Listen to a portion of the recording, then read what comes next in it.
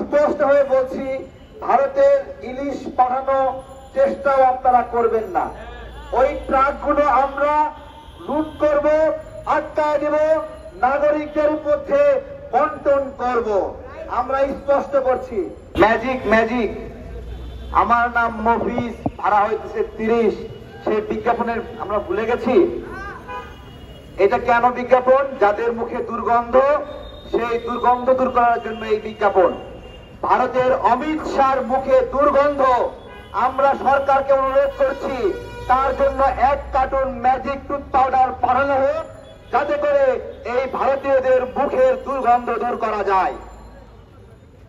প্রিয় ভাইয়েরা, ফেলানীকে যখন হত্যা করে কাঁটাতারে ঝোলায় রাখলো, তখন ভারতের আদালত রায় দিল যে ওই বিএসএফ সদস্য সরল মনে ফেলানীকে হত্যা করেছে, অর্থাৎ অপরাধের প্রবণতা থেকে ফেলানীকে হত্যা করেনি।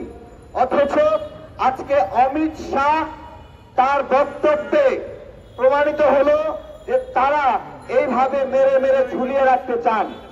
এটা একটা স্বীকারোক্তিমূলক বক্তব্য যে ভারতীয়রা বাংলাদেশি নাগরিকদেরকে কিভাবে টাঙ্গিয়ে টাঙ্গিয়ে হত্যা করে, কিভাবে হত্যা করার পরে ঝুলিয়ে রাখে, কিভাবে হত্যা করার পরে কাঁটাতারের উপর ফেলে রেখে রোদে শুকায় সেই লাশগুলো।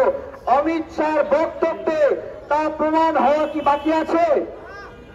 এখন বাংলাদেশ রাষ্ট্র হিসেবে উচিত ছিল এই বক্তব্য এবং সেই ফেলানী হত্যা, স্বর্ণা দাস হত্যা, জয়ন্ত হত্যা, তাদের হত্যার ফাইলগুলো আন্তর্জাতিক আদালতে পৌঁছে দেওয়া, প্রতিবেশী দেশগুলোকে পৌঁছায় দেওয়া, দুবাইয়ে পৌঁছায় দেওয়া, কাতারে পৌঁছায় দেওয়া, ওমানে পৌঁছায় দেওয়া, যে পার্শ্ববর্তী একটি মুসলিম সংখ্যাগরিষ্ঠ দেশে নাগরিকদেরকে ভারতীয়রা কিভাবে হত্যা করছে, যাতে করে তাদের সেই বিদেশ গমন, ব্যবসা বাণিজ্য সবকিছুতে মুসলিম দেশগুলো অন্তত সতর্ক থাকে এরা কতটা মুসলিম বিদ্বেষী।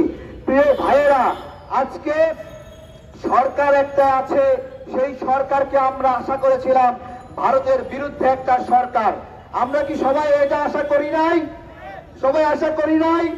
শুরুতে এসে ভারতের বিরুদ্ধে গরম গরম বক্তব্য দিয়ে মাঠের দৃষ্টি আকর্ষণ করলো, দৃষ্টি আকর্ষণ করে এখন তারা আবার ভারতের পক্ষে গুণগান গাচ্ছে। আমাদের লজ্জা লাগে। আমাদের বাণিজ্য উপদেষ্টা সে বলছে যে আমরা নাকি আবেগে কথা বলছি। হ্যাঁ, বাংলাদেশের নাগরিকরা আবেগী, আবেগী থেকে আবেগ থেকে 52 ভাষা আন্দোলন হয়েছে, আবেগ থেকে 71-এর যুদ্ধ হয়েছে, আবেগ থেকে 24-এর আন্দোলন হয়েছে, এবং আপনার মতো একটা ফালতু লোক এই 24-এর আন্দোলনের মধ্য দিয়েই আপনি এখানে উপদেষ্টা হয়েছেন। সেই আন্দোলনে উপদেষ্টা হয়ে আজকে আপনি কি করছেন? আপনি আমাদের আবেগ নিয়ে তাচ্ছিল্য করছেন। আরে ইয়াই আবেগ নিয়ে তাচ্ছিল্য করে টিকতে পারে নাই, তুমি কোন বাণিজ্য উপদেষ্টা তুমি টিকবা? আমি জিজ্ঞাসা করছি, তাও দেশের বিষয় নয়, ভারতের বিষয়ে। 2 দিন আগে নাগরিকদেরকে খুন করলো। আমি সকল উপদেষ্টাদেরকে বলতে চাচ্ছি, আমরা বাংলাদেশকে স্বাধীন করেছি একটা সুন্দর সরকার পাওয়ার জন্য। আমাদের একটা প্রত্যাশা ছিল যে এমন একটা সরকার আসবে যেই সরকারে হাসিনার লোক থাকবে না, অথচ আমরা দেখলাম হাসিনার লোক দিয়ে ভরা। আজকে হাসিনা চলে গেলেও কেন এই সরকার ভারতের তাবেদারি করছে তা কি আপনারা বুঝতে পারছেন? বোঝা যাচ্ছে? আমরা